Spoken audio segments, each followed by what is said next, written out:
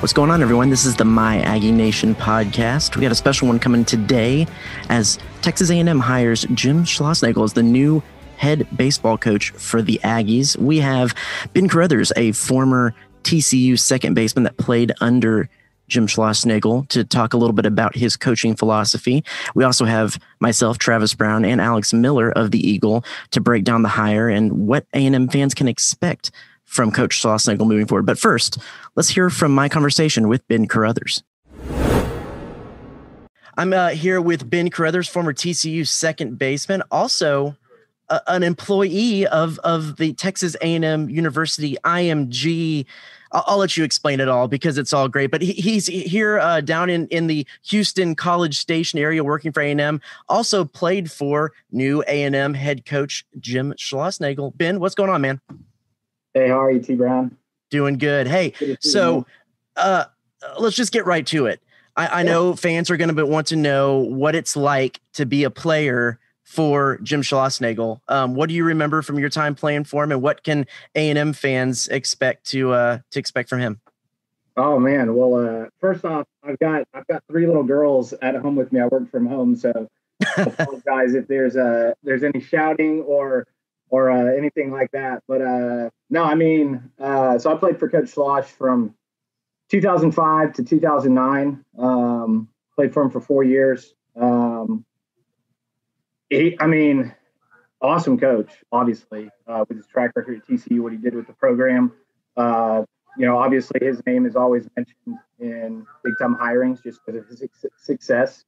My time with him, I just remember it being great, being a lot of great memories on and off the field. I was kind of looking back and reading his bio that 12thman.com put out, just about kind of his career, where it started. And it's crazy that, he started as a head coach, like when he was like 30 years old.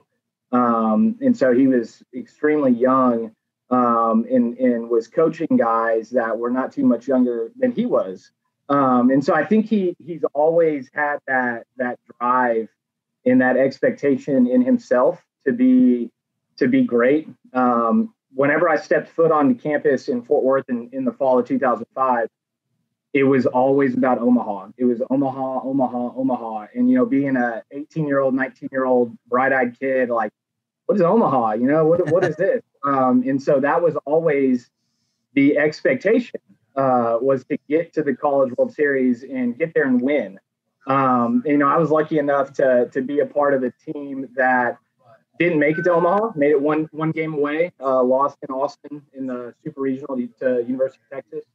But then the next year they went down to Austin and they beat Texas to get to their first College World Series in 2010. So just a ton of life lessons that were taught using the game of baseball, but have luckily carried over into my professional career, my family life. And I always, a lot of very, very simple things, but things that make a huge difference. And, using the game of baseball to kind of look at life as a whole.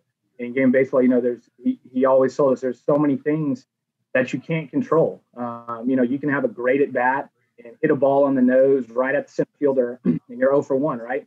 Or if you're a pitcher, you can make a perfect pitch exactly in the spot you want, and a guy can hit it off the end of the bat and follow in for a single, right? There's so many things that you can't control, but he taught all of us from the moment we stepped on campus that the 2 things that you can't control are your energy and your effort.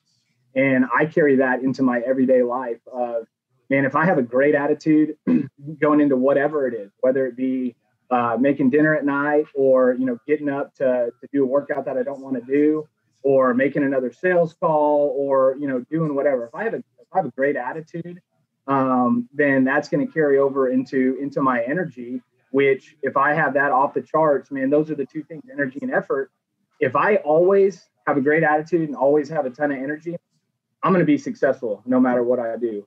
And that's kind of how we played, as TCU, as I kind of look back at my time there in 2006 was our first year in the Mountain West Conference. We had a pretty good team. We had a lot of guys that probably weren't recruited to big time programs. Now we did have Jake Arrieta, we did have Matt Carpenter. So you're kind of saying like, well, what are you talking about? But, those two guys aside, we had a lot of guys that, maybe Texas wasn't looking at, or A&M wasn't looking at. And he really made us play, or he taught us and told us that, hey, you have an opportunity to outwork every single person at all of these different programs.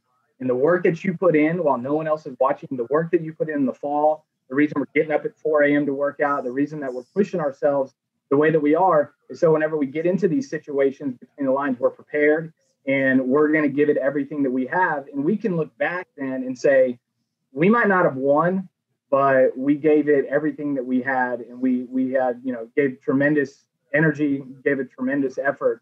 And that really carried on through my 4 years to where we hosted a regional my senior year. Like I said, we went down to Austin and we're 1 game away. I think we lost that game 3, 4-1, 4-2, played really well. And obviously that carried over into 2010. And then I think it was 14 through 17, 4 straight College World Series or somewhere around there. So, I mean, it's crazy to think back that, man, that was 16 years ago that I was freshman in college. But those same core values and same core principles are with Coach Schloss. I know they are because I watch how the team plays. It's all about playing for the name on the front and not the name on the back. He taught us all how to be excellent teammates, to always pick up your teammates, always play till the 27th out, till the last pitch, but always take it one pitch at a time, right? Because baseball is one of those funny games that things can turn in an instant. And you can't ever get too up. You can't ever get too down. And I'll share just a few stories with you about my time there. Whenever we had connected and you said, asked me to join you, I was thinking about some great times that I had with Coach Schloss, and a couple of them stick out. Both of them actually from my sophomore year. As a freshman, I didn't play a whole lot. I wasn't ready. I just physically was not ready to play. I was very overmatched. I could always play defense, and that's kind of what got me in the lineup and kept me in the lineup. But offensively, I was just small, and just wasn't ready for the competition level. And so going into my sophomore year, I got in the weight room a lot more. Started to pay attention a little bit more to my diet. I'll get into that too. But we played in South Carolina. Went to Myrtle Beach. Played a tournament against Coastal Carolina. Played against NC State. Played against Notre Dame. And played against, I think, UNC Wilmington. We had a terrible, terrible showing. Coastal Carolina just smoked us. Notre Dame beat us. UNC Wilmington beat us. And in the very last game, we played NC State, which NC State was probably the best team that we played that weekend. And we beat them. We beat them like 3-1. I went like 1 for 3, had a really nice sacrifice bunt. I was really trying to bunt. I batted ninth, played second base. And this was right around the time that text messaging started to really pick up, right? Because we're old. Yeah, real old, yeah. And I was feeling okay, but I also knew that, man, I struggled offensively, And Coach Schloss sent me a text after the NC State game. We were in the hotel. I think we were getting ready to go to the airport or doing something. I don't know. But sent me a text message and said, hey, great job this weekend. Really good game. Get in the weight room tomorrow, get a lift in and rest because we're going to need you the rest of the season. Something like that. Something to that effect of that he showed me that he trusted me and believed in me and what I could do. And like I said, I didn't play my freshman year. And so that really gave me a lot of confidence to really see, like, he noticed that I've been putting in a lot of work and been trying really hard, and the results might not have been there yet, but he saw it in me that they were coming. And then later on that season, we went to Colorado Springs to play Air Force in a series that the first game, I think, was like 5.5 hours long. It snowed and sleeted. It was terrible weather. But before that game, he called me into his hotel room and had gone over all my stats and had noticed that if I walked one more time out of 8 at-bats, it would raise my on-base percentage by like 90 points or something like that.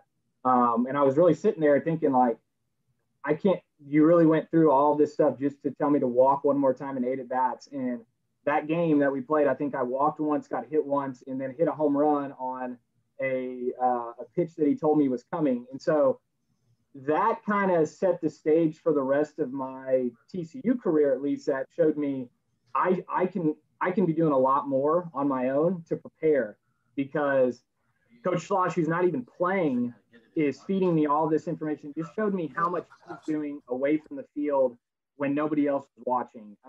It really did like set the stage and show me that, you know what, he pushed us real hard, and he's going to continue to push people real hard because he expects a lot out of everyone, and he's not satisfied ever, which is awesome. But also is that you always got a little bit more in you. You can always do a little bit more. You can always watch a little bit more film. You can always, hit the weights a little bit harder. You can always eat a little bit better to get you to that next level, because there's always somebody out there that is trying to take your spot. And that kind of leads me into another thing that he always pushed competition. It was all about competing with your teammates at practice, competing with yourself to try to get better. It was just, and it kind of was this constant playing with a chip on your shoulder that went back to, hey, TCU was not, when I played TCU, is not what TCU is now. We were good. Don't get me wrong. We won 4 straight conference championships. But when we would go up against the big boys, the A&Ms on Tuesday and, the Oklahomas on Tuesday and all that, we were coming up short a lot of the time. And it was always, hey, we're going after them. And he turned TCU into a program that had the target on its back every single game. And you saw that a lot when you would watch TCU play against teams on a Tuesday night or a Wednesday night, and you got teams' best pitchers. I remember we would always go play Dallas Baptist, and Dallas Baptist would always pitch their ace against us. That's how much they thought of us. That's how much they wanted to beat us. And so, kind of bringing it full circle, he's an unbelievable coach.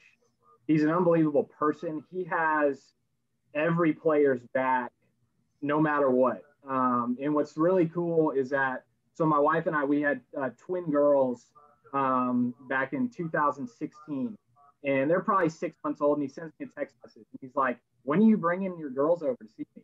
And I was like, "Man, that." And so we brought him over there, and he put those 4 years in college. Obviously, is all about getting to Omaha, but after you graduate, he's still in your life, and he's still rooting you on. He's still telling you how much, how proud he is of you. He's just an overall awesome guy. I think he's going to fit in very well. He's going to bring his own style to A&M, but that style is going to fit in very nicely in the SEC. And I'm really happy for him. I hate to see him go from TCU, because obviously that's where I went. I played for him, but really, really happy for him that he's getting the opportunity to go to an elite program that A&M is. And selfishly, working for the multimedia rights holder at Learfield IMG College, I think he's going to bring a lot of success to the program, and be, put a team out on there that the fans, the 12th man, is going to be really, really proud to watch play. There's one key point, and go full disclosure for those watching. I was a bullpen catcher on the team in 2007 with Ben, the little socially awkward freshman that kind of like distanced himself from everyone. But that's a whole nother story. But the thing that stuck out to me from all the baseball programs I had been a part of coming there is something that you kind of touched on a little bit. And it's a sports cliche to go into controlling the controllables and all that stuff. But the emphasis at that time that he put into the psychology of and bringing in guys like Brian Kane and doing things like that was just so foreign to me at the time, and kind of revolutionary a little bit, at least, or cutting edge for those guys then. And it just seems like, as you look forward through not only the time that you were playing and the time that but the times that A&M was playing TCU in those super regionals and in Omaha, and they were getting beat every time, it just looked like a lot of times TCU was the mentally stronger team. And how much do you see as just that mental toughness as a key identity of Jim Schlossnagle's teams? Yeah, I mean, it was something for me too that was brand new. And Brian King came in my freshman year, and started working with us. And really visualization visualizing yourself having success, visualizing yourself also failing and how you're going to act. A pretty cool story. We were right when I was at TCU. We were right on the cusp of hosting a regional. We made it to a regional final my sophomore year. Got beat by Rice, who was like the number 2 overall seed.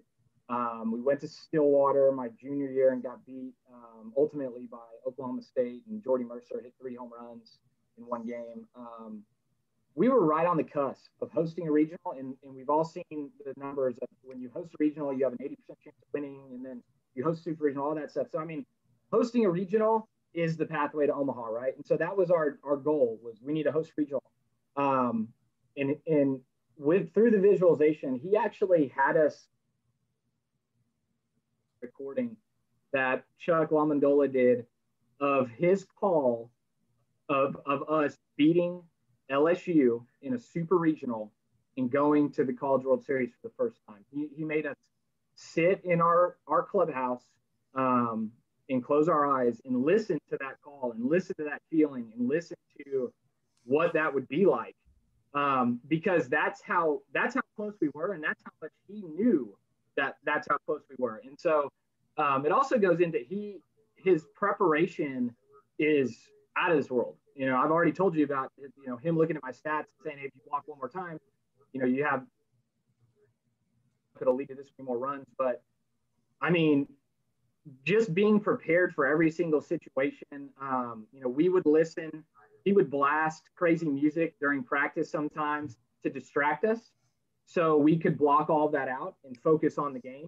And it's like, what are you doing? What are you doing? Well, when you go to Austin in game 3 of a super regional, that's what it's like being the road team, is you're getting all kinds of stuff yelled at you. There's, not necessarily bad stuff, but there's a lot of distractions that you have to face. And he was so focused on blocking all that out and focusing on the next pitch. It's all that matters is the next pitch. And it was all about preparation, all about that mentality and just psychologically getting yourself into that position already. So when you are in that position in reality, you're comfortable, right? You get super uncomfortable during practice. Practice is I always said, it's not our time, it's his time, right? Practice is his time. The games are our time. The games are when we get to have fun. Practice is supposed to make you uncomfortable. Practice is supposed to push you to that limit, so whenever you get into the game, it's like clockwork because you've done it before.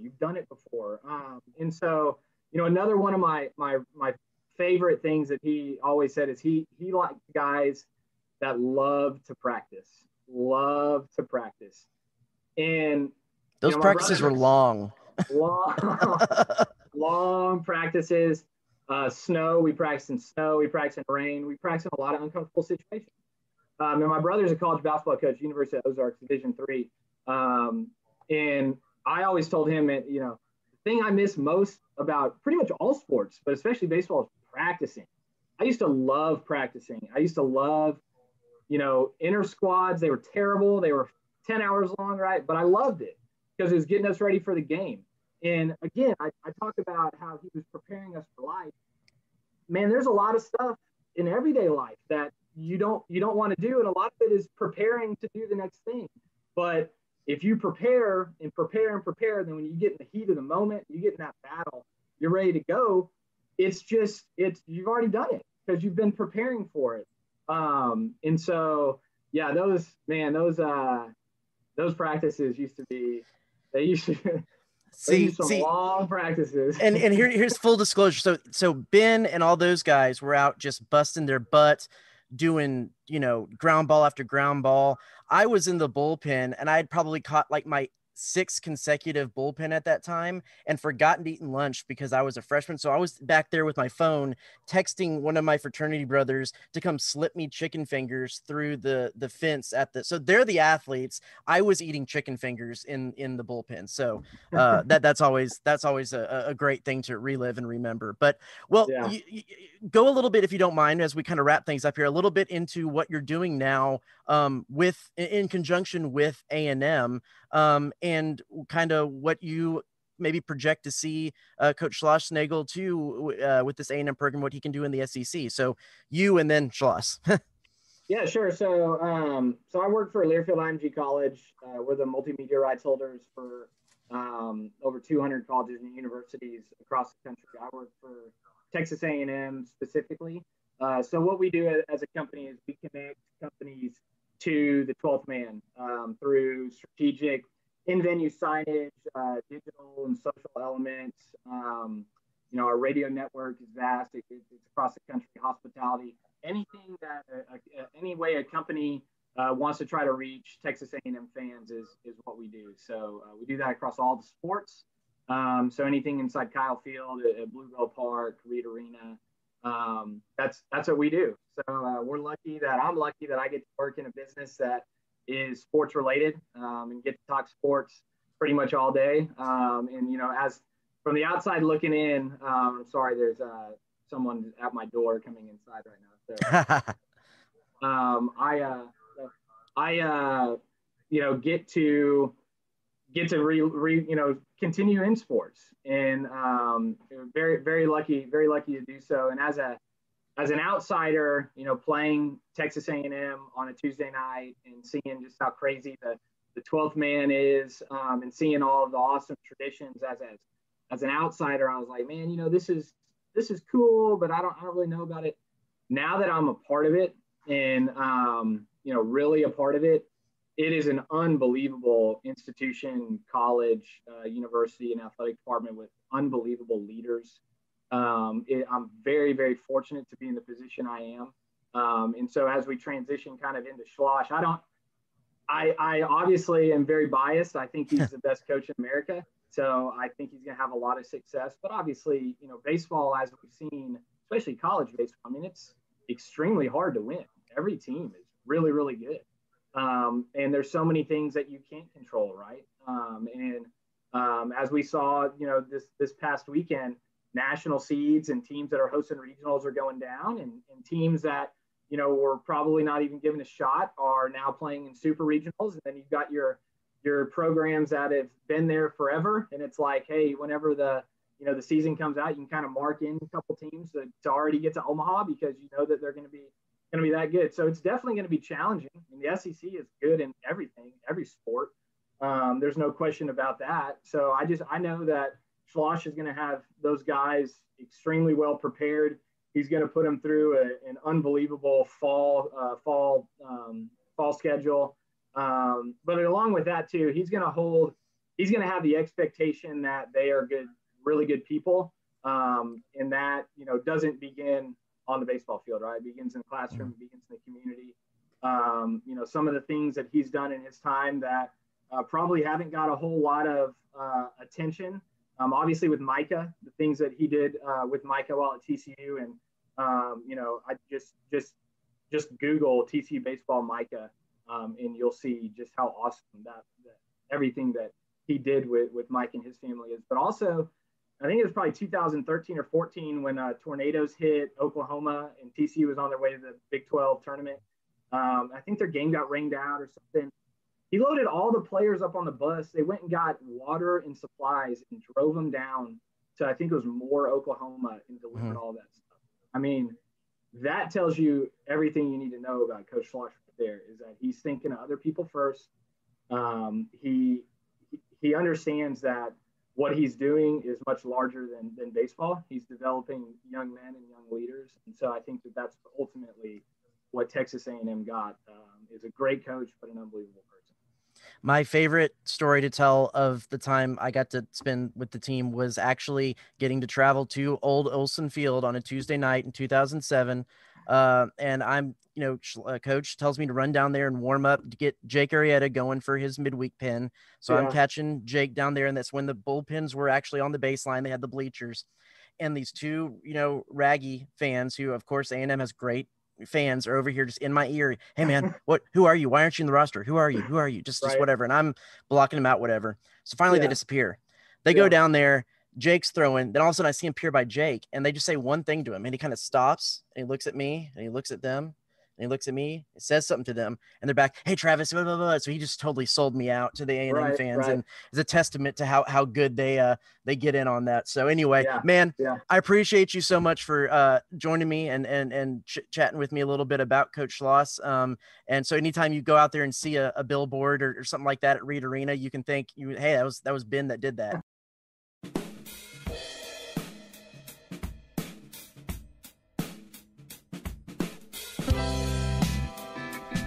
Welcome to the My Aggie Nation podcast. Thanks for joining us this week. I'm Alex Miller, joined always by Travis Brown. We're at the Eagle office.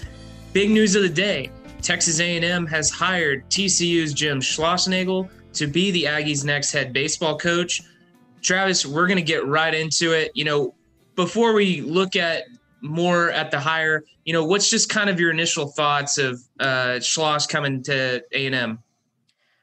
Well, I think it's, an absolute grand slam home run. In my column when I was talking about if they should or shouldn't renew Rob Childress' contract, I said, Rob Childress is a winner. He has gone to 13 straight NCAA tournaments up until this year. And so if you're going to move on from Rob Childress, it needs to be a grand slam home run in the bottom of the ninth at TD Ameritrade Park in Omaha, kind of higher. And I don't think it gets any more of that than this right here. I also have to preface all of this with saying, for the sake of transparency, I was a bullpen catcher at TCU in 2007 under Jim Schlossnagle. So he has been my coach in the past. And so I know what he brings to the table, and it's winning, and it's trips to the College World Series. And that's what A&M fans want from this A&M program. Winning and going to Omaha were common themes for Schloss up at Fort Worth. In 18, some quick facts on Jim Schlossnagle. In 18 seasons at TCU, he tallied the most wins in school history, 693. TCU went to 15 NCAA tournaments, 7 super regionals, and most notably, they went to 5 College World Series in 11 years. So, Travis, you said it, you got to play for him back in the day at TCU. What kind of coach is Schloss? What kind of coach is he? It's been interesting, and it's also to see the evolution of him over those 15 years at TCU. So I was there towards the beginning, and actually I just got off the phone with a guy who was on the team named Keith Conlon back in the day, and we were kind of joking about the fact that when he first started and he was first starting building the program at TCU, he was a hard-nosed coach. He was wanted a lot of grind, asked a lot of his players, and demanded a lot in a very strict way. As he got older and got more experience at TCU, he kind of he kept the same intensity, and he expected the same amount of grind and the same amount of production out of his players. But he became a little bit more of a player's coach, a little bit more of a guy that you could sit down and talk to and have a chat. And I think that is been all of the difference in where he was and where they've become to now going to 5 College World Series, 4 in a row through the 2010s. And so you're definitely going to get, regardless of how well how relational he is with the players, it's going to be a hard-nosed coach that demands a whole lot and really demands darn near perfection on just about every time a player goes out onto the field. So, but the really important thing that I want to emphasize that has been a hallmark of all the TCU teams under Jim Schlossnagle is how mentally tough they are. And that goes back to in the early days when Schlossnagle was first starting at TCU, he brought in a sports psychologist named Brian Kane. And from those early days, Brian Kane worked with the TCU program. He works with a lot of programs around the country, including actually Florida State softball, who's in the College World Series finals right now. But he came in and worked. And so if you go back and watch videos of TCU hitters, just one visual thing you can see is before any TCU hitter went into the box, he would take a deep breath and he'd have his bat in front of him and he would stare at one part of the bat. And what that teaches is having green light thoughts. You're not going to get into that batter's box until you're thinking, I'm going to crush the leather off this ball. And you're going to try to eliminate as many of the fears, doubts, negativity as you can. I think little things like that, having a system, having a training that you can fall back on is what Brian Kane likes to say, that in high pressure situations, you have training, you have a system to fall back on.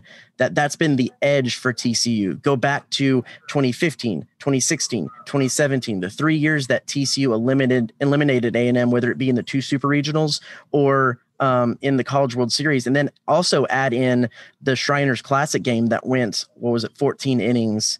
There were these long marathon games that TCU played with A&M, and no matter what happened in the game, whether TCU was down, whether they were up, they always seemed to just have that fortitude to be able to pull out the run they needed in the end. And that was a huge part of their success. And it was those A&M games and how well they had the ability to come from behind. They had another marathon against Sam Houston State too. Just the ability to, when the pressure mounts the most. I think one of the things TCU fans always point back to too was the 2010 College World Series. They're down by Florida State. I believe it was Matt Coates hits a grand slam towards the end of the game to put them ahead and advance in that first College World Series they went to. Just time after time after time where you can see just really strong mental toughness. And that is the hallmark, I think, of a Jim Schlossnagle team, mental toughness. You know, you kind of mentioned the history that Schloss had with A&M at TCU. You think about the super regionals, you think about the elimination game in Omaha, the super long game into the night down in Houston. I mean, there were a lot of really high stakes, close, intense games. And honestly, at times there was a lot of animosity thinking about some of those games where the atmosphere was just really intense. Is it kind of weird seeing Jim Schlossnagle wearing maroon now, given, I mean, he had kind of been the ultimate Aggie killer on the baseball field for many years. Well, think of the bizarro world that we're living in now, because not only do you have Jim Schlossnagle at A&M after he knocked A&M out of the Super Regionals, College World Series 3 years in a row, just so many of those epic battles. You go back to the 2015 Super Regional when there was the big controversy over A&M fans getting the seats and the TCU 15 thing. Well, who was the man behind all that? That's Chris Del Conte, who's now the AD at Texas. I mean, just the crazy small world scenarios that have played out now that we're in. I mean, you can even go to the fact that Lucan Baker, A&M's big designated hitter, big hitter guy, he had an aunt that was so closely tied in to the A&M Foundation here and had huge A&M ties. And it's Kirk Sarloos, Jim Schlossnagle's assistant coach, that eventually talked him into coming up to TCU. Sarloos is probably the leader in the clubhouse to take the TCU job. So just, I mean, baseball in the state of Texas is so interconnected. Maybe even more so than football or any other sports. And so, yeah, it's going to be weird, but I think that once wins go on the board, wins kind of cure all bad tastes or weird circumstances.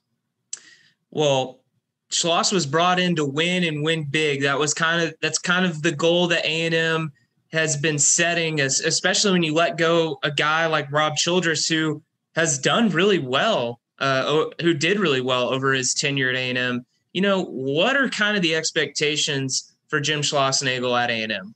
Win a game at the College World Series, I think, is the first one.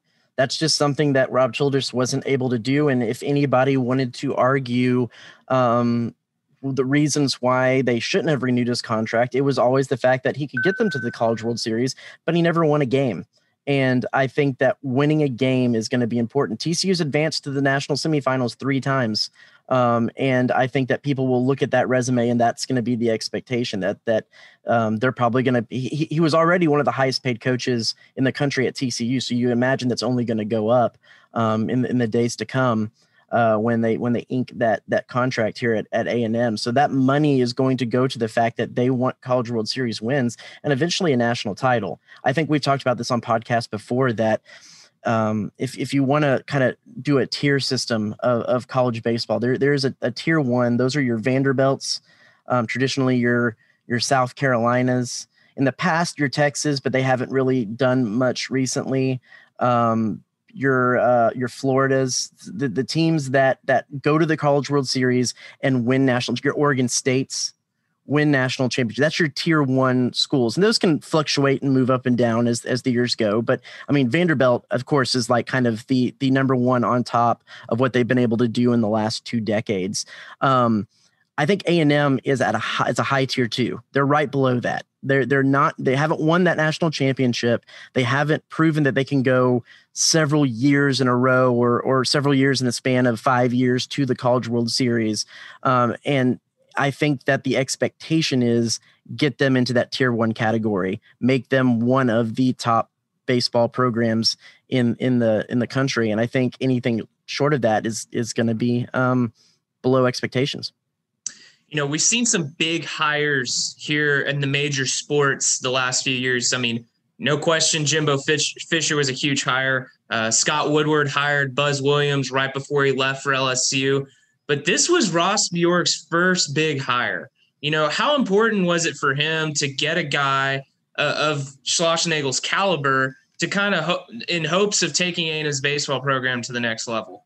I mean, I think that when you look at that first big hire, you wanted to see some fireworks, and this is fireworks. I think it might have been fishing in a barrel a little bit with dynamite because, for every indication, Schlossnagle wanted to take this job, wanted to have a chance to show his mettle in the SEC and kind of get a little bit of a change of scenery. So I think that is I think it was a mutually great hire for both people in that regard. So yeah, I mean, starting off with a bang for Ross Bjork and what he's been able to do in that hire. Alongside that, I want to throw out another little part to that, and that is I'm going to be actually very interested to see who Jim Schlossnagle hires as assistant coaches, because he, unlike, Rob Childress when he was here, and there isn't a good or a bad way to do this, but his system was he was in charge of the pitching. He was the pitching coach and the head coach. He was the guy that went out and did all the mound visits. He managed the bullpen, all on him. Schlossnagle, while he does have a pitching background and is a pitching coach by nature, he is more of the CEO, major league level type of head coach. He brings in assistants and allows them to do a lot of the nuanced intricacies with the pitching staff and with the hitters. He's just kind of the overarching CEO, or like I said, major league type manager.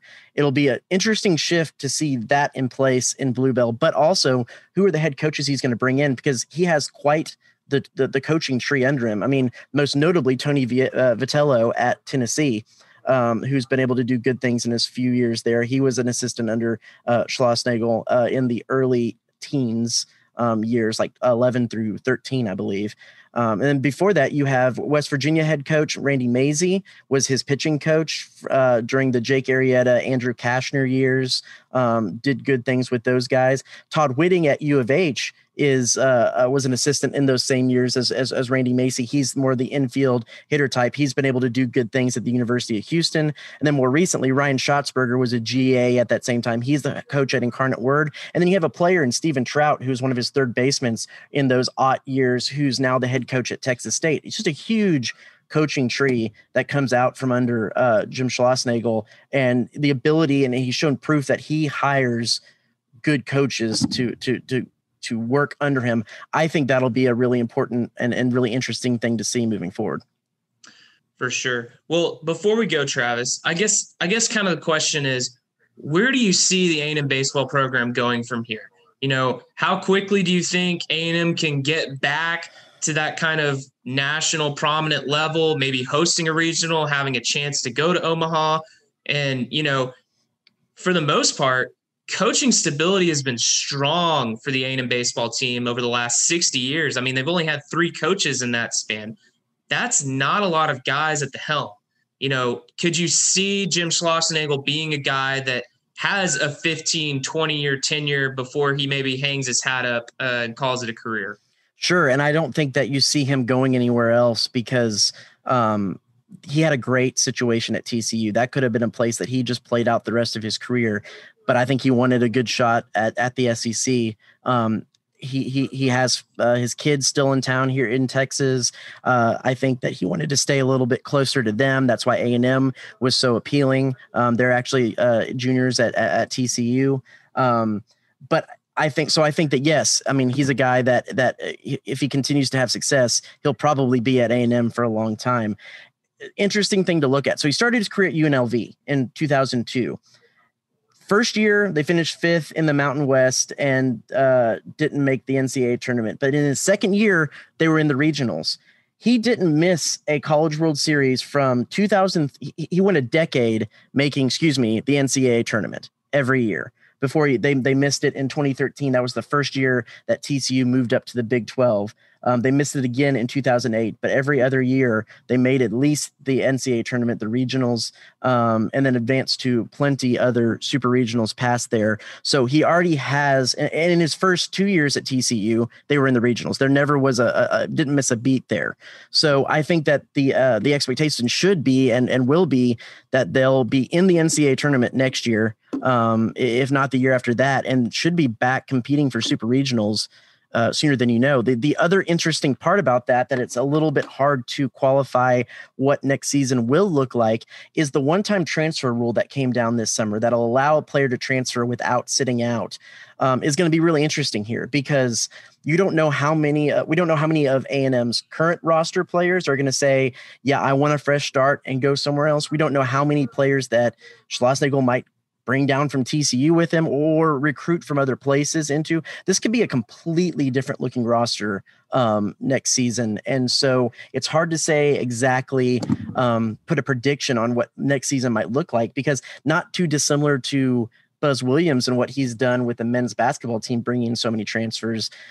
We're going to have to see some games and maybe even see some fall practice to get an idea of what things are going to look like around here. For sure. Well, Travis, thanks for kind of giving us an insight on what Jim Schlossnagle brings to Texas A&M. Everybody tuning in, be sure to follow Travis's coverage at theeagle.com. Schlossnagle will be introduced as A&M's head coach Thursday at 1:30 at Kyle Field. And so we will have plenty of coverage on the hire and everything that goes with that tomorrow and the coming days, and probably more news about hiring assistant coaches and how the roster shakes out. So cool. Great. This is the My Aggie Nation podcast. I'm Travis Brown. That's Alex Miller. We'll see you next week. It seems like every day, everything just has a way to burst at the seams.